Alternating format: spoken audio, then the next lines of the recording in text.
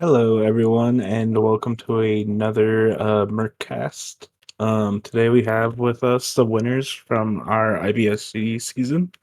Um, Want to start with some introductions. Let's start off with Swifty or Ross, the owner of OVS. Hi, everyone. Most people, I guess, know me as Swifty. I'm the owner of Oversoul Esports. My name is Ross, which you're allowed to call me or refer to me as. It's my name. I own Oversoul Esports. I also am the current jungler for our Masters 100 LP Cap team, Oversoul Esports Reincarnate. As well, I've done, I guess, analytical / draft prep / live coaching work for Oversoul Oasis, this team. So, yeah, that's what I do. Sweet.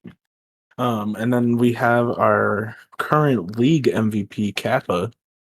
If you would like to introduce himself. Sure, I'm Kappa Crusader. I've been playing competitive amateur competitive league for many years now, with some breaks in between. Been jungling for almost the entirety of that. So Sweet.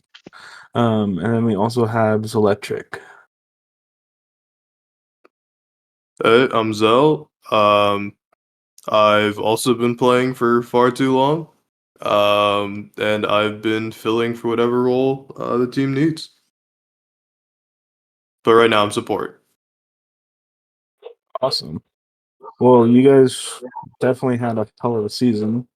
I guess wanted to start off with how did you feel about like the draw show and everything and going into like the first season and all that? Like into the season and all that. Sorry, not the first season, but Let me tell you about our bronze 580 carry. yeah. Is that a Mac joke? yeah, Yeah. definitely a toss-up back. We love you, Uh, Asheville. I guess the real question we have to ask before, just to be completely honest about it, is: are we referring to pre-blow up or post-blow up for the season? We're referring to post blow up. Okay. We call it the glow up. Okay, Kappa, not the blow up. This was the glow up. Yeah, Got it. we're talking about the glow up. There So we go. basically week 1 through week 3, if you just want to talk about that first, and then we can talk about your funky tiebreaker that you guys had to play. Oh man. So the first the draw show was definitely fun. Looking at who we had to play against, I believe it was one of the White Lotus teams, AIED, and I can't remember the third match, I'll be honest with you. But GCCE. was it For your 8-bit? week 3 match? Yeah. Was AIED. Oh, well, I know the first week was an FF, and then whoever we had to play after that. Yeah, but I was looking most forward to All in Esports Dynasty. That's the truth of the matter. I thought they were going to be, for our regular season, the team to beat. Okay. Zell, do you have any comments on that? No, I agree with Kappa. I mean, especially with these like the lower leagues. I think rank difference, there's just a big, gap. And so some games can just feel like washes. So AID was really the team I think all of us were really looking at. Okay. And like, yeah, to be fair, I was definitely looking to that matchup too. It definitely seemed like the most balanced. Um, but I mean, a little foreshadowing. It was a little rocky for you guys for against CT, which had a little lower. Well, I guess we can get into it later. But yours ADC was a lot lower ranked too, wasn't he? Oh, Bor. Yeah. Yeah. Bor? So, yeah. So we could get into that later, but yeah, and then like freaking carried. By the way, I'm not even gonna like hide it in that finals match. We'll get there. so then if we want to talk about your the wacky draw show that ended up with your placing for week 1. Oh man. So the the draw show for. Are you talking about for? Oh Or no, that not was the draw three-way show. tie. The three-way The tiebreaker. tiebreaker. Sorry. Yeah. Yeah. So we had originally after that we realized that we all had to play best of one. We actually kind of talked about it for. I know at least me and Zell pointed out. I was like, if we get the third seed, we just get to play more. So like, win or lose, it doesn't matter to us. Right. Yeah. No, I mean it was really just like it in the end it really didn't really matter. But yeah, it was nice to have that extra game. Um I mean, it's so either how that did or you what? Take 2 weeks off, or at least a week off. Yeah, hell no. Yeah, exactly. And I was gonna bring that up, but like I think the teams that did have a break, it kind of like threw them off because of it. Hurt more than help. Yeah. Yeah, so like how did you got the 3-0 against 8-bit, like obviously like how was that? Like pretty easy. I don't Uh, like talking too much shit, but yeah, I hardly broke a sweat in those 3 games. Yeah, sorry. so Pretty wait, easy which was was this? a strong Playoff word. week 1? Yeah, playoff That week yeah, 1. Okay. it was 8-bit Tanukis. I remember Quarterfinals, Samurai right? in Jungle.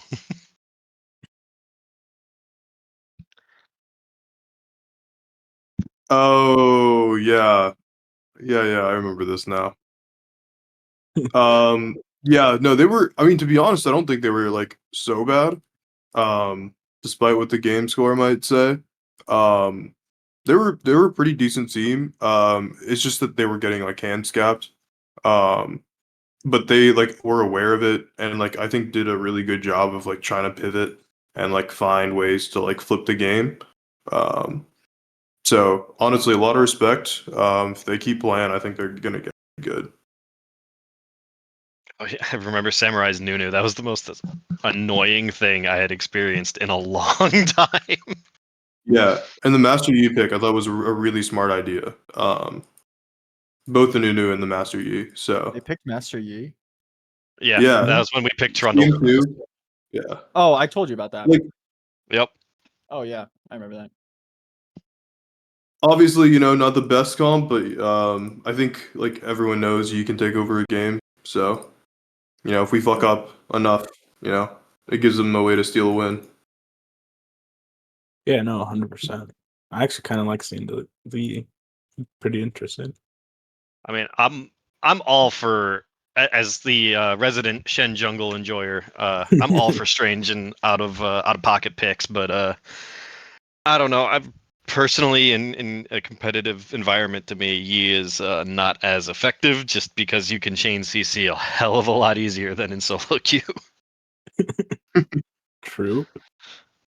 So let's talk about your week 2. And then this is where we kind of start seeing the pattern. What happened in game 1?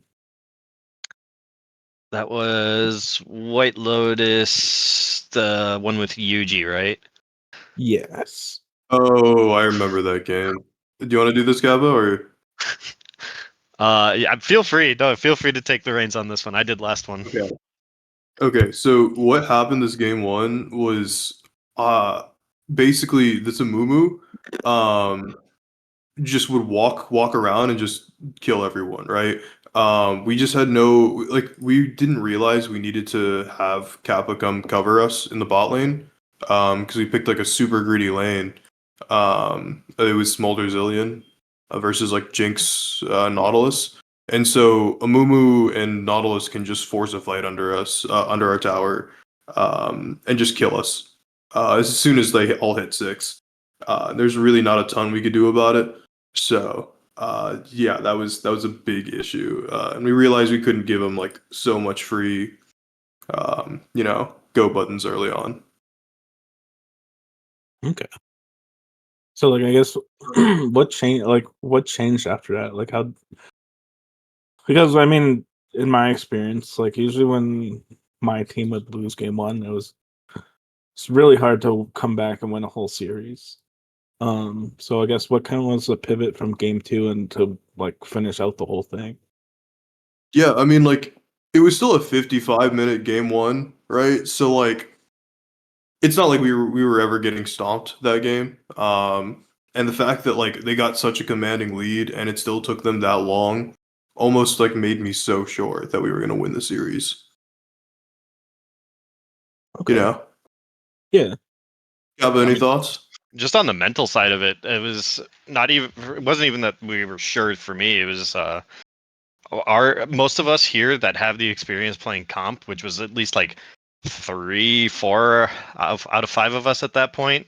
We've all been in series like this before. You know, you lose one game out of a best of 5, big whoop. Take a deep breath, turn, get up, get some water, just clear your mind, sit back down, just get ready to go for the next one.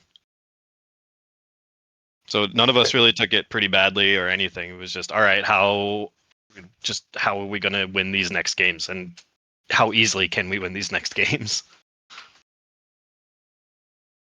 Yeah, and like I mean, you cut down the time. Basically, every game after that pretty much sat at 30 minutes. Did not go over. So, um, yeah, I mean, the mental on you guys was pretty insane. So, I guess we can talk about that going into finals. Um, Oh, I what a guess roller one thing coaster I'd like ride. to add, part of the reason that series went so well for us was because we figured out that they only had like one style of play, and that was like to go in. Um, and so we realized we could just pick like super greedy kite back champs like Kale and Cassio. Um, so it just became like too easy to draft against them. I think if they were to try and replay it, they should like figure out other comps or other styles they could play. right. I definitely do see that. Um, did you guys play a lot of like those backline champions this season, or? And I guess you can even go into post or pre glow up if you want to. Nick's always played scalers, so it wasn't too much of a leap to go from like Aurelion Soul scaling to Cassiopeia scaling. Okay, that's fair. I feel like we Okay. didn't really have a consistent style though. Not with our ever changing roster of top laners until we finally ended up with Yeah, Zera Viella. you guys did have kind of a carousel of top laners for a lot of the season.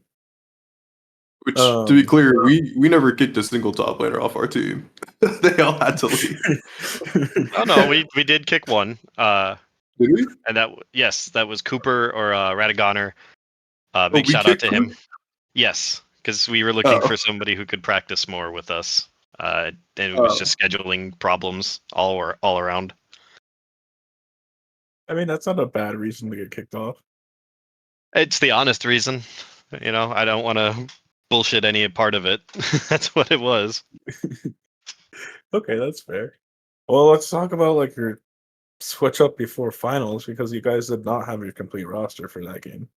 Yes. What So what was up with that? I had planned a vacation long before any of this. One of the first things in our schedule channel we have in Oversoul, I had even said, "Hey, I'm going to be out of town for this week. This is set in stone. It's my birthday week. I have friends coming. I'm not here." And it just unfortunately happened to end be on finals. Cool. So you had a Hex go to jungle, and then you had your new ADC. How do you say his name? Borgom? Let's just call him Borbor. Just call him Okay. Borbor. It's a Magic the Gathering card. Got it. Um, so I guess like where did Borbor even come from? I mean, it was just like this mystery guy that ended up like Should I take this one? being clutch in the series. Yeah. I'd say so, Swifty. You're the one who So, snagged him in. all right, kids. So what happened was, I many a moon ago, I'm old and have played Comp League for way too many years, going on a decade. And way earlier in my competitive career, when I believe I was still a gold player, um, I played for an org called Dolphins Esports that is no longer active. Shout out to Logan, and Velos was part of that, and Namid the Bean, and all those fun people. And I was on the team actually with Velvel, and we were playing in the finals match against a team that I think it was an org called Abyssal that I don't think exists anymore. And like really late into the season, I think it was for when playoffs started. Velo switched from ADC to support. I was playing jungle, and we had to pick up a new ADC. So we got Borbor on a whim, who I believe was bronze at the time, and it was an IBSG league, but I think the rest of our team was gold, or Velos might have been silver. But we played these playoff matches, and basically, like, we joke now that I basically backpacked Borbor to a to a chip. I like in that finals match, I think that Velos's power went out, like a transformer down the street blew, and then like last minute we had to get in like a sub support, and like it was just a whole nightmare thing. But we lost game 1 in a 4v5, and then ended up pulling 3 games in a row for the win in the championship title. So there was always this joke that like, like I knew Borbor, and we kept in touch, and that I backpacked his butt to a free title. And then so when this rolled around, and I was like, who the hell do I know that's an IBSG player that is reliable? And my brain went to Borbor. And I was like, you know what? Kappa's going to be gone, but I know that we might have to just do some movement around because it's harder to find junglers. It's harder to find good junglers. So I'm like, apparently Hex off rolls jungle, like can play jungle. So maybe if we can't find a jungle sub, we'll at least get Borbor in the roster, right? And we'll play, Hex jungle, Borbor ADC, and Kappa will be probably boozing for his birthday. So, and I think it was like we basically had like 3 hours before the roster lock thing that you postponed it a little bit, right? Due to some of the I can't remember what the circumstance was, but it got knocked back a little bit. But basically, it was very little time to find like a proper jungler. So it was like, hey, I know we have Borbor, we'll get him in there. So that's why Borbor played for the team, because he owed me one, and now we're even because he won the chip. And I will go out on a limb and say it. I think Borbor was one of the best players in that series, like hands down. I will die on that hill. I think he played so well, far exceeded expectations. And I think he deserved a championship win. So he's got the title in the OVS server now of OVS champion. I mean, I definitely think it's well deserved. Yeah. No, that was crazy. Like for an IBS league, obviously, like we came into the season, the rules were a little bit whack. It will be fixed next season. But just to see like an IBS player that's like actually silver, like closer to my rank carry, like it just felt nice. Yeah, felt nice to right? see. Here, that's the thing, is anyone can do it. Like being a good league player isn't about like, what exactly happens in your solo queue games. It's obviously like, the more you play solo queue and the higher rank you climb, the better you're going to be at the video game. But like, I mean, when like push comes to shove and you really have to hunker down, like, and you've got 4 other people around you calming in calls, like there's nothing saying that you can't beat someone that's higher ranked than you. You know what I mean? Right. That's all like a mental thing. Um. So I guess it's electric. What happened like the first 2 games? Um, so game 1, I think, because we hadn't really practiced with the roster, so we weren't used to like playing with each other, and I think the issue is that like I was calling, at least from what I remember, I remember being frustrated because I was calling rotations that were just being played slowly. And so when like everyone was like a little slow to do it, we all ended up getting caught out. And it made it really hard to play. And then game 2, we decided to try and like fall back into what like worked for us in the semifinals, but we ended up trying to cook a little too much in draft, and we picked a comp that just like had like zero, like no winning lanes. We just said, okay, they can't punish us, and they punished us. And so we got rolled game two. I Yeah, think I it was mean, after game 2. I actually get a phone call from oh god. Astral. Well, I was smashed. Like a phone call from Astral going, "Can you get to a PC?" No, asshole. Um, That's but like the I, worst phone call to get. nah, I had faith, no pure faith in my boys and girls. So yeah, like what was the turning point? Because I mean, it wasn't like the White Lotus game where it was like, pretty close. I mean, the first two games from Coastless was pretty dominant from them. Yeah. Yeah, Do you want me to slide in here? you want to do this, Jeff? As- Or sorry, Swifty. Yeah. I mean, I guess I could talk about the post game or the in between game part at least. So yeah, like Murk, like you said, game one was just pretty. I mean, it's in hindsight, so I don't have to be nice about it now. It was just pretty just abysmal, right? Like, I think I think Borbor actually played really well. I think Borbor was the better ADC that game. I'll die on that hill again, but I think yeah, just not having played with this iteration of the roster, on top of just not being able to draft things that like anyone was, I think, comfortable with, at least synergistically, right, and comp identity wise.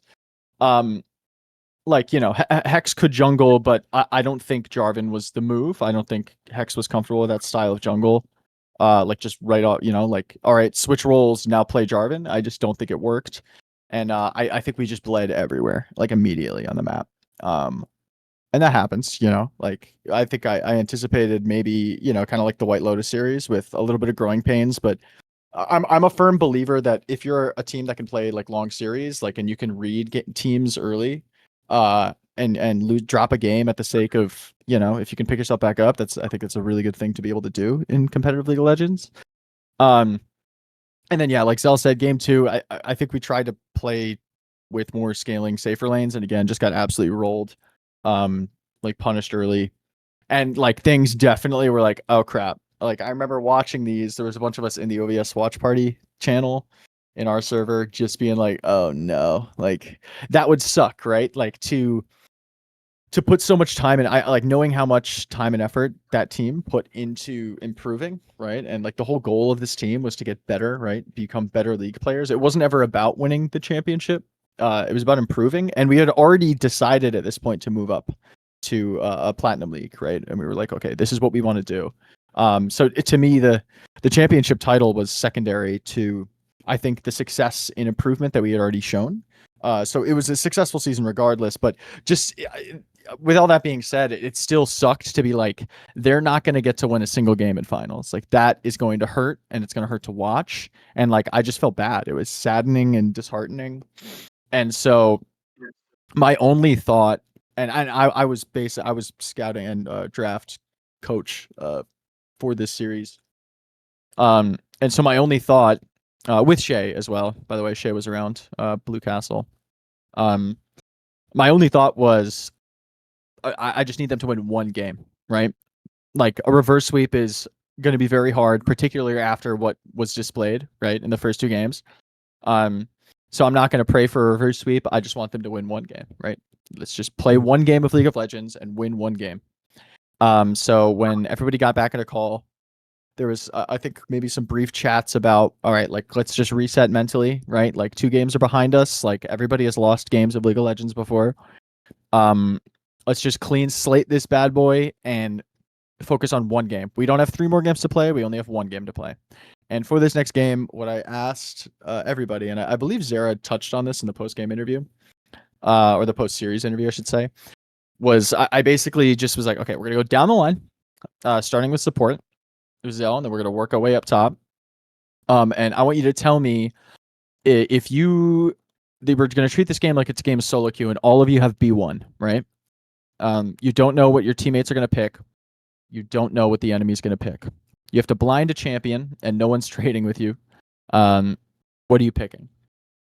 And we went down the line, and we said those champions, and then we just drafted those champions.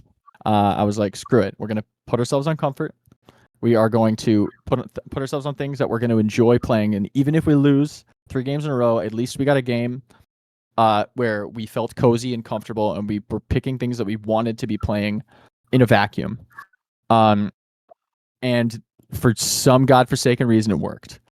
And I remember all of us watching in the OVS server were like, holy crap, they're going to win it. And they won the game. And I was like, okay, they have one game, right? Even if they go 3 or 1-3 in finals, like they did it. And I was like, you know what, it worked last time.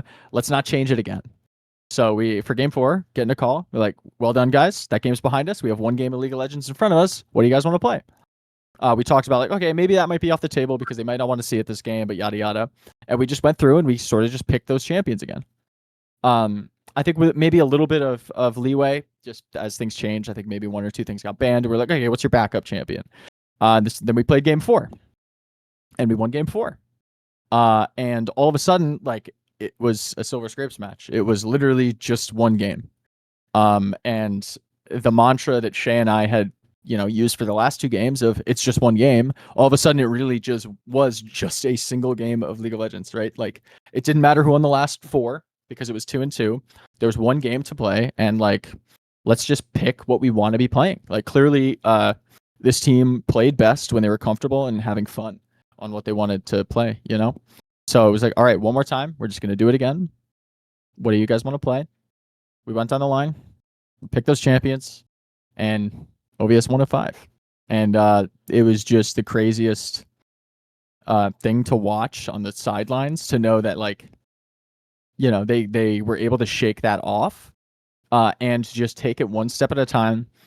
They were able to just calm themselves down and implement all of the things that we talked about with draft prep, with discipline in laning, understanding trading, a lot of talk around like objectives specifically and how to play objectives.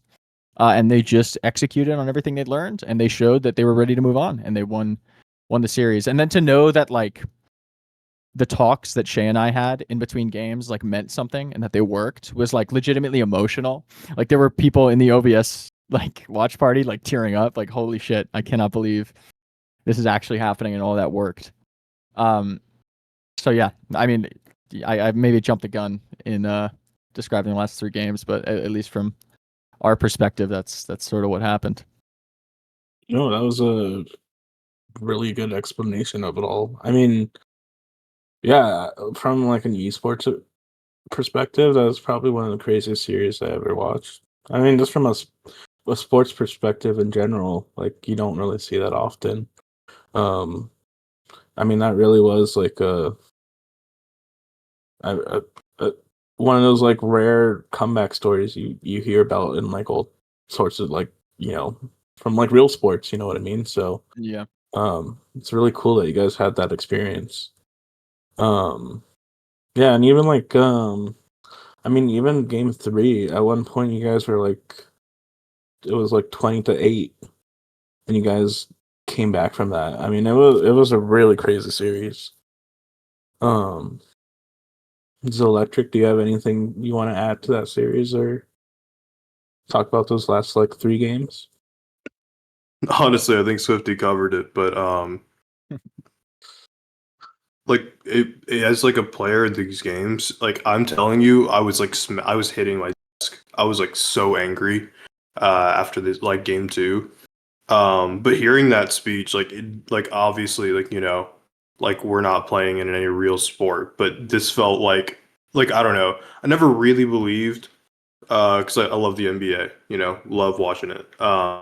And as much as like I think coaches were like important and like people talk about like the locker room, I never really got it until Shay came in with that speech because it just like completely changed the way that like all of us were thinking about this game. Like I don't think I think if he hadn't and if Swifty hadn't like came in and stepped in, like we would have just ran it down game 3. Like it was no big deal. So it was really just like this like honestly like magical moment. And yeah, like it was incredible. And obviously I think it showed in our gameplay, like even though we were down, it never really felt like we were out in game 3. And then game 4 and 5, well, I could tell like CLT started slipping, whether they just got too confident or maybe we just started playing our game, but it just felt like we were the better players. Yeah, It was all And then 100%. obviously the Borbor backpack game 5 was ridiculous. I think he got like 4 solo kills while we were just that was digging the around. Varus game. Yeah, literally, Yeah. he handed y'all like a chip game 5. I could not fucking believe Yeah. that. Excuse my language. But oh my god, I was like, this is insanity. Yeah, literally, I- I think we went 12-4-9 that game. It was like it was crazy. 14-4-9. Oh yeah, I must have mistyped that, but yeah, that's like insane for a Yeah, he had finals more performance. damage. He had more damage than I believe every OVS member combined. 15k plus like 13k, it's 28k.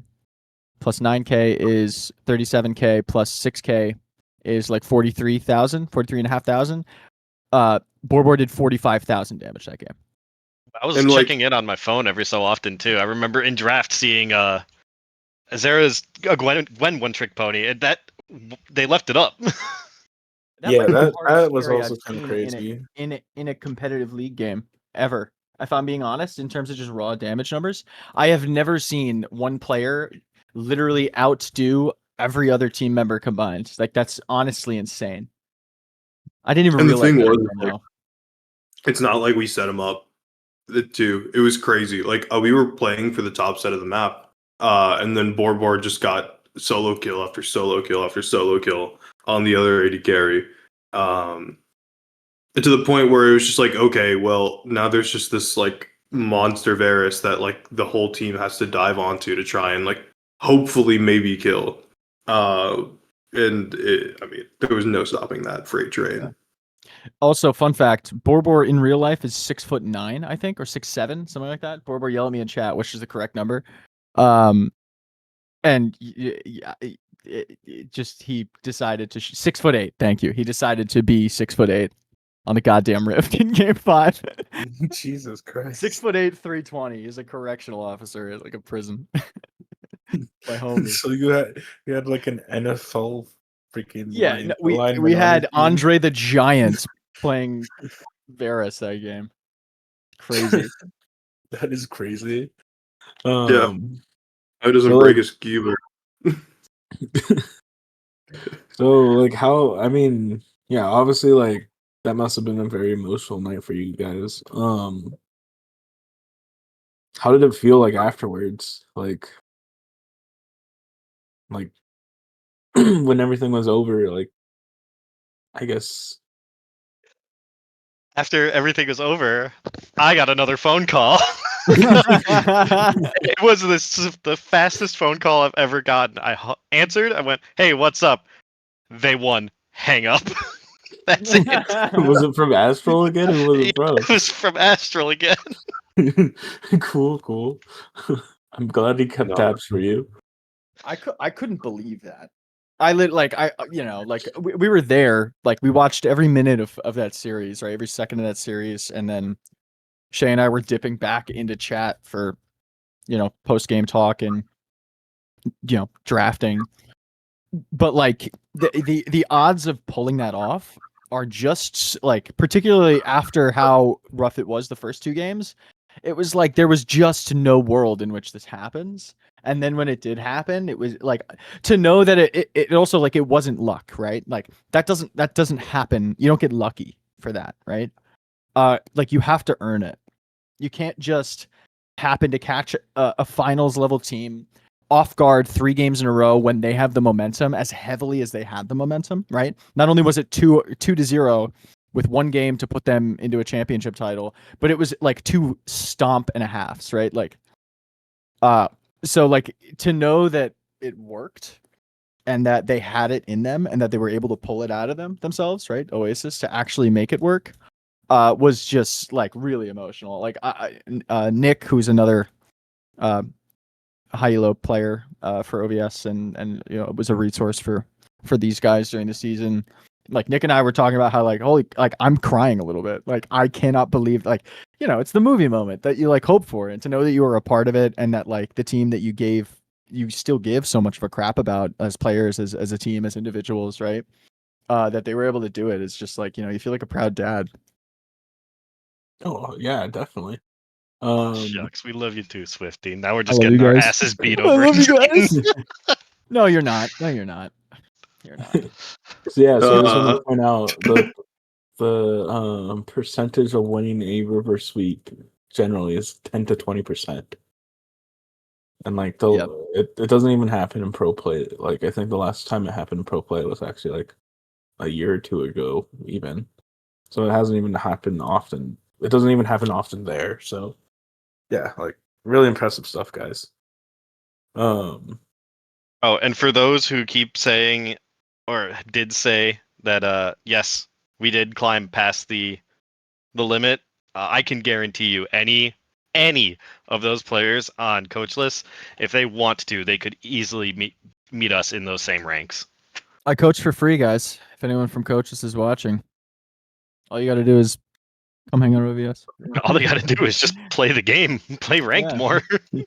No, but I think all of them I had think it's honestly a testament to like improvement is, especially when you're an IBSG, like getting out of gold, or above gold, I think is so doable. Um, all it is drive and just surrounding yourself with, I think, just the right people. Like a lot of stuff about League that is hard to learn.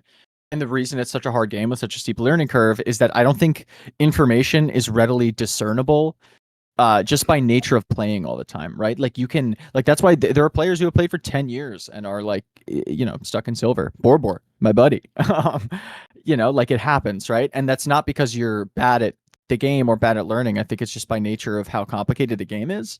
And I think, you know, if you put your mind to it and you want to get help and you want to improve, finding good resources and utilizing those resources make it super attainable, right? Like the level of gameplay I saw from this team from their first week, right, in week 1, and the mistakes that were being made, right, things that like are second nature to myself, they just weren't, they didn't, I think, click. But just being able to have those conversations and surrounding yourself with, you know, a coaching staff or just other players that can have open, honest, and like constructive discussions about that, like, and if you're committed to learning from it, right, and willing to break down that sort of ego we all have as league players, I think this season for OVS Oasis is a testament to how possible and achievable that is, which is, you know, is another cool thing to see. It's, you know, it's not all talk, right?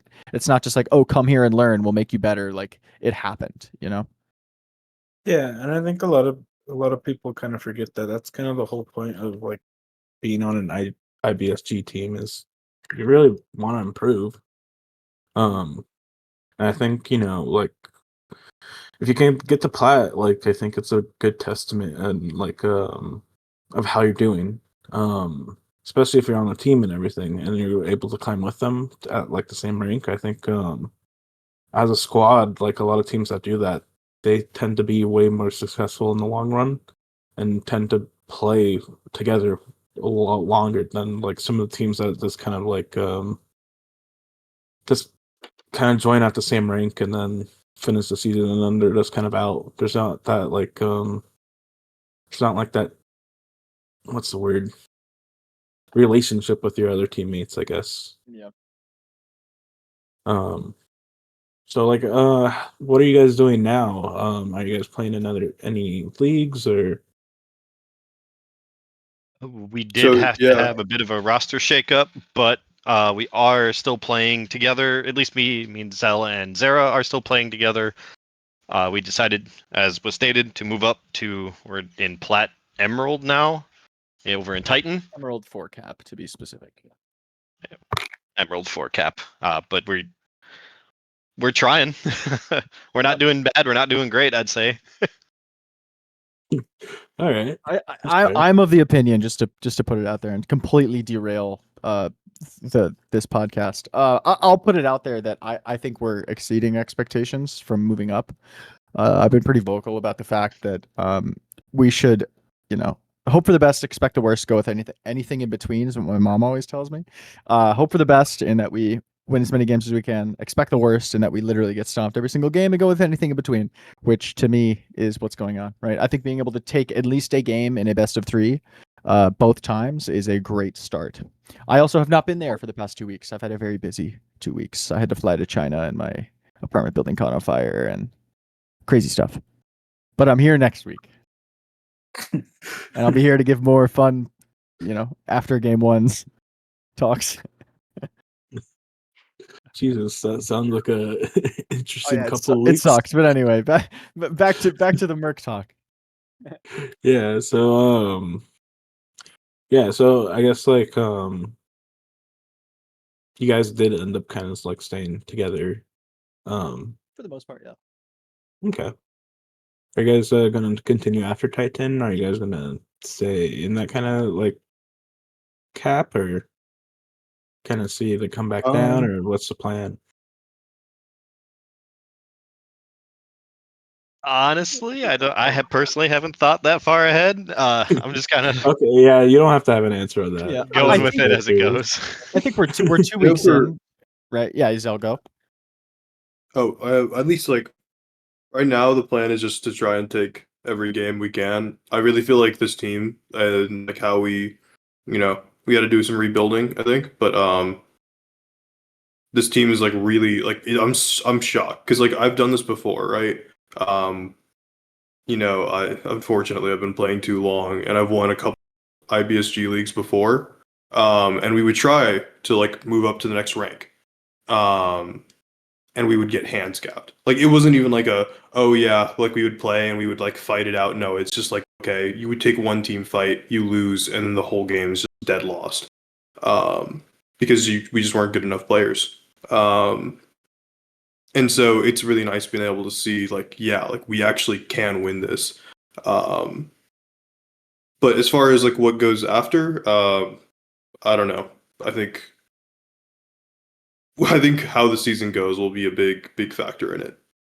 Yeah, my bad. Sorry, I thought you guys were farther along in Titan for some reason. Only 2 weeks. Only 2 weeks. Okay. Yeah, one How week long they is didn't that? even have me because I was ineligible.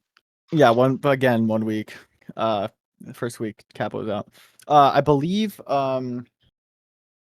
Titan is. I'm not sure if every league is the same, and so I'm gonna actively scroll on the side to see if I'm right about this, but I believe it's 7 weeks. Okay, not too bad. So yeah, at least I know the Vanquisher, the one I'm playing in, is 7 weeks. So yes, regular season is 7 weeks, followed by playoffs. I believe Berserker is only like 12-ish. 12. It's 12 teams. So there's top 4 teams from each division make playoffs, and then that's quarterfinals, then semifinals, then grand finals. So 10 weeks total, and we are in week 2. Sweet. So yeah, I think like Zell said, I think right now the step after Murk was to push ourselves further, knowing that I think we could handle it, or at least begin to learn right in a new league. We had the footing for it. So I think for now the goal is to take as much information as we can from these first few weeks and try to improve. And I think as regular season nears an end over in Berserker, we'll see where the team is and what they're feeling, right? Like I've been on a team in Vanquisher, the Masters 100 capped league over in Titan for like at least a year and a half, right? And I'm still working my way, climbing through Diamond and then hopefully past Masters 100, and so like it can take a while, right?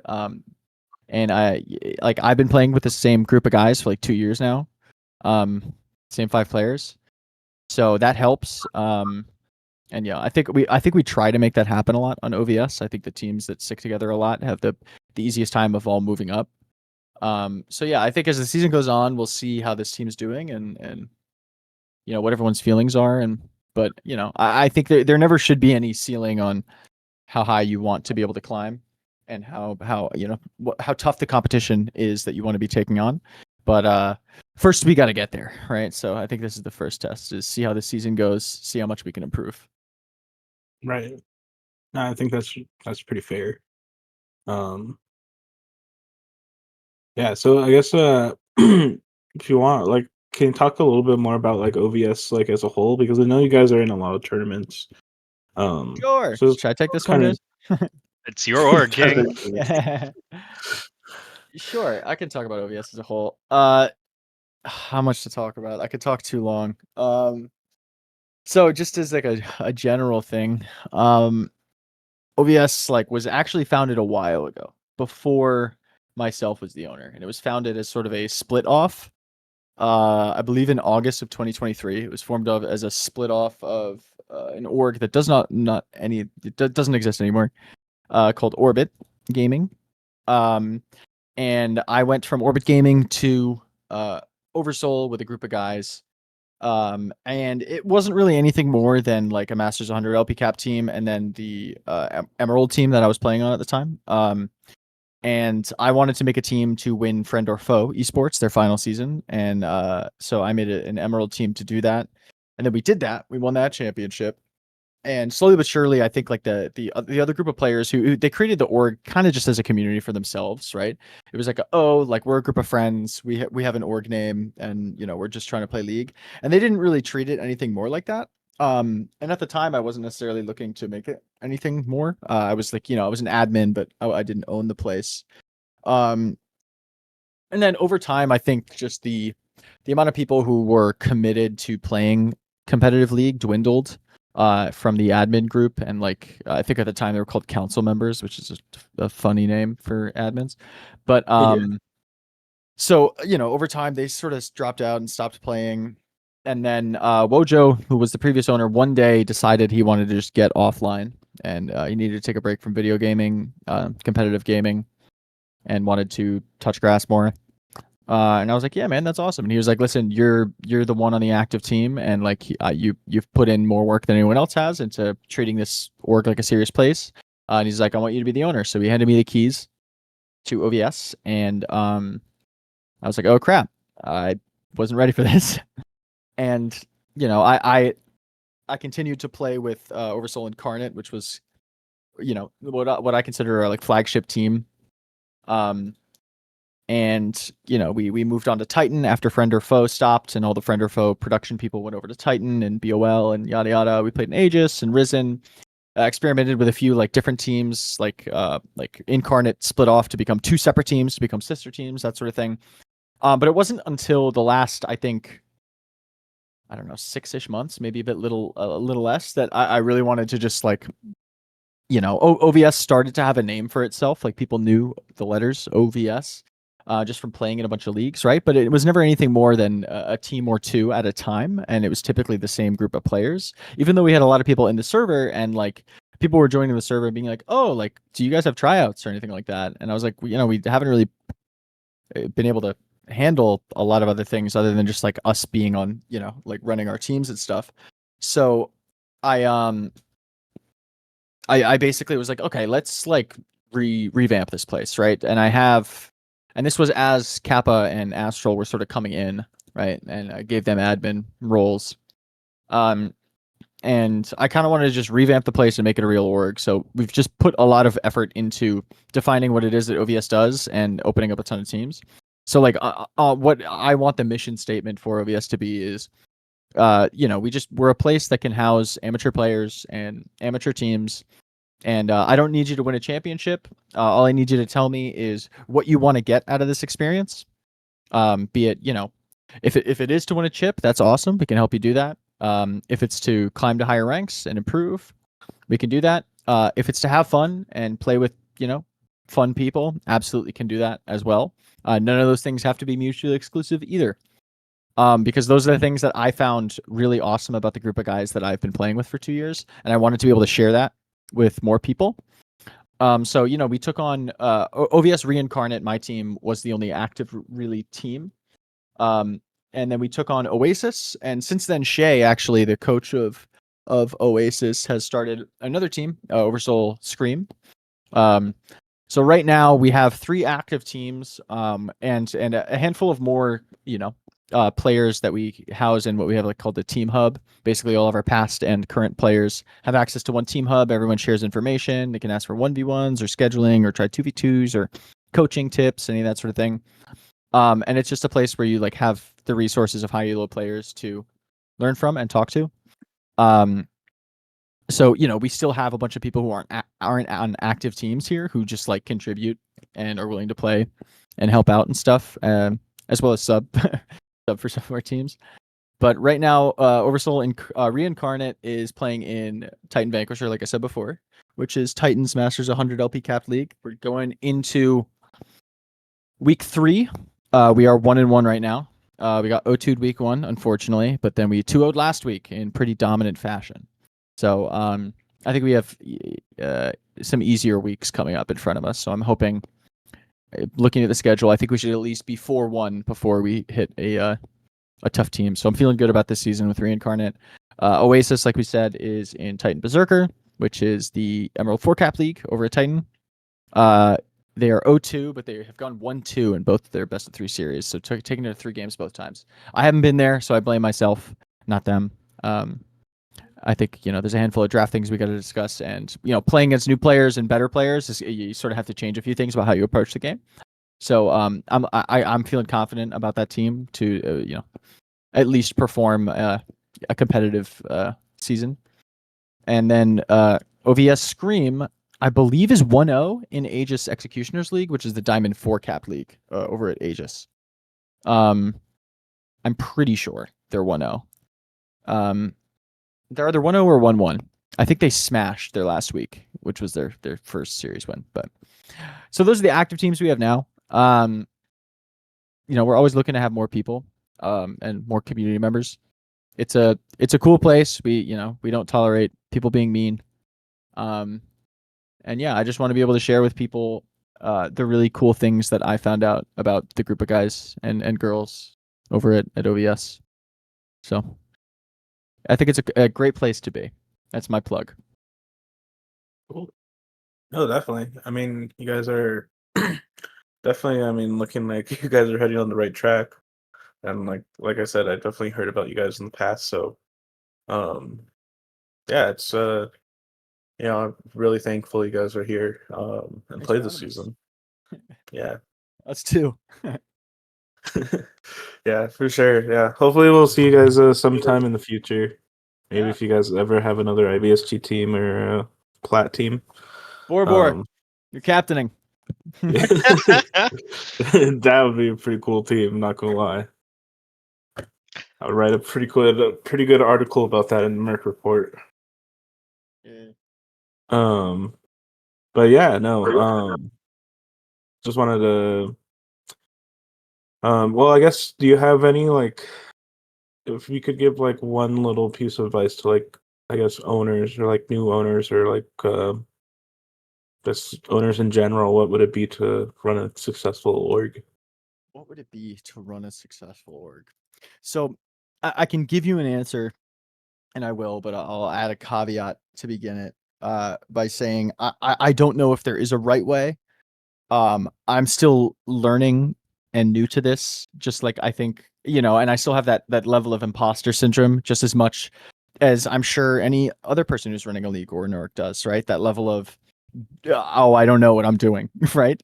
Because there's no school where you learn how to run, a league or a tournament or an organization or teams or anything like that, right? There's no resource other than just trying it, right?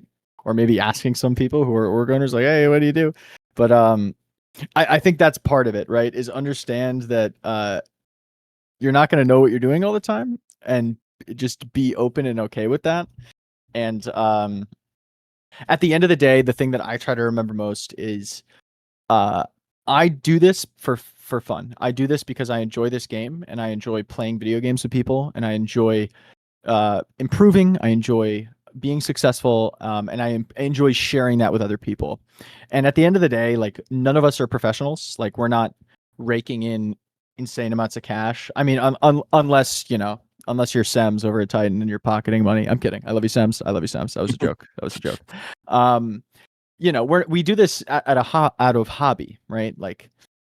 this is not a thing in amateur that we can make a living off of just by solely doing it per se, or at least most of us can't. So for me, the biggest thing that I remember when like shit kind of hits the fan, which it has and it will continue to, right? Is that I do this because I love this game. I love playing this game with people, and I love sharing all of the awesome things about this game with other people. So every decision that I make about the org or I make on teams, be it cool decisions or sometimes really tough ones, that is the thing that I have to remind myself of, is that I do it because I deeply care about this place and this game and this people and sharing that with people, right? Like do things that are going to make other people smile and make other people feel good. We don't do this to be mean to each other. We don't do this to feel like crap. We do it because we all have a common interest. And that I think it should be the driving factor and driving motivation behind why any of us run anything involved in League of Legends. At the end of the day, just do your best to be as good as you can. And that'll help put you through the adverse stuff. Yeah, no, I 100% agree with that. Yeah, I don't think I could have said that any better myself. I know I'm pretty cool and intelligent and charming, so I'm kidding. Well, yeah, thank you Forgot for humble, that. King. You forgot humble. I'm humble and yeah.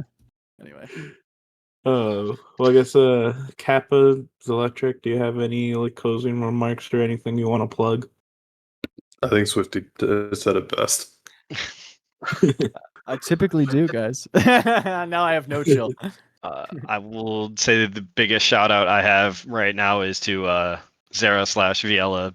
Practically saved our ass by coming and playing top lane when we didn't have any laner. Yeah, you were I sprinting. wouldn't say I'm kidding. practically, absolutely saved our butts.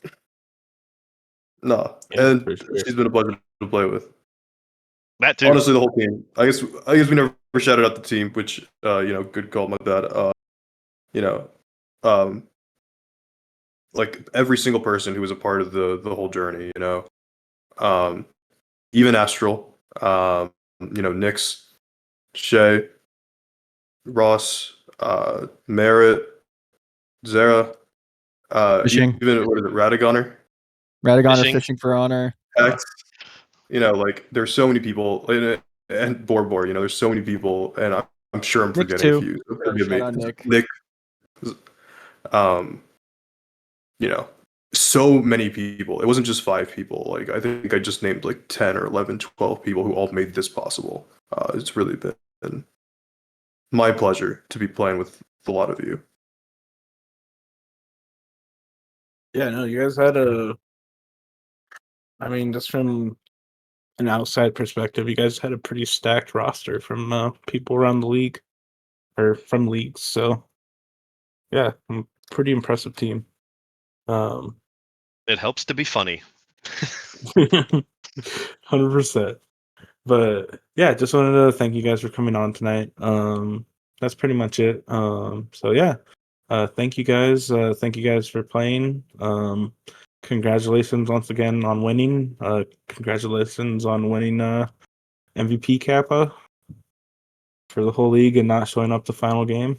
In true MVP fashion, baby. True That's my MVP goat. fashion. That's my goat.